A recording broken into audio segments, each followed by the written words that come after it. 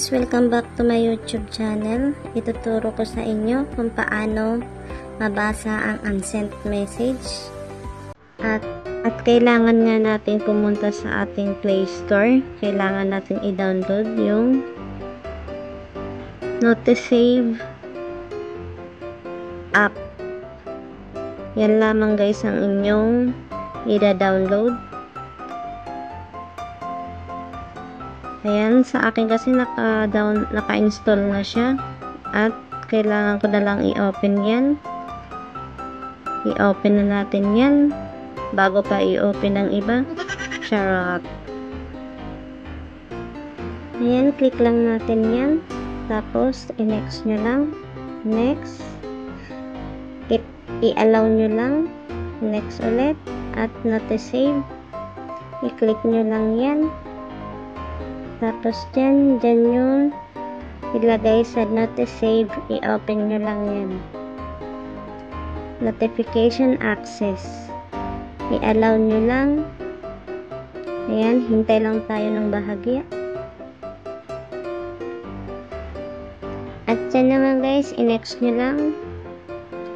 At dyan, kailangan nyo lang siyang i-close lahat. Naka-open siya lahat. Kailangan nyo lang i-close para hindi lahat nagsasabay-sabay na naka-open. Ayan, naka-close na siya. At balik na tayo doon sa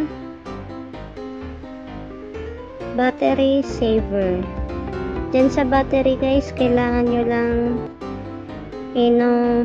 no restriction para ma-save yung ibang battery niya. Para hindi naman masyadong consume. At ayan na nga, i-auto start lang natin yan. Tsaka enable lang. Tapos, i-back na natin. Mapupunta tayo sa pinaka main ng Notisave.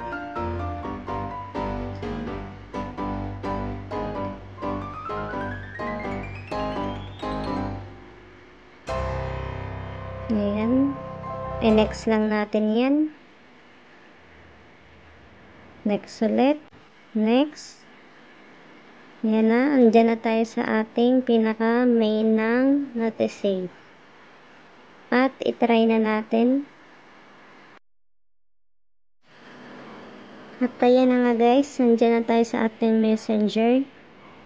I-click lang natin yan para makita natin kung may message tayo.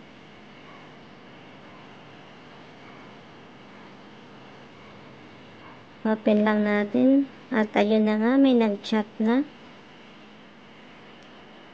Ayan, may hi na siyang nakalagay.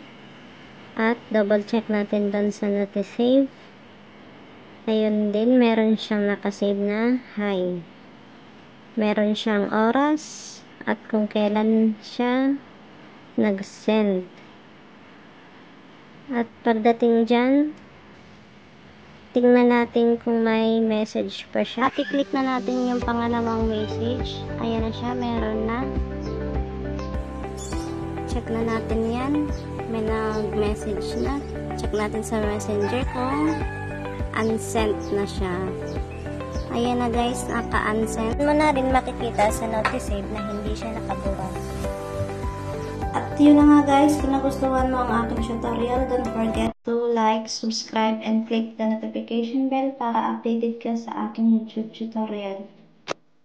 And God bless po. At gusto ko lang pong isingit sa inyo ang aking join button. Pwede na po kayong mag-join button sa akin for only 49 pesos at magkakaroon na po kayo ng entry to win 5K and 10K sa darating na May 28 para sa ating event.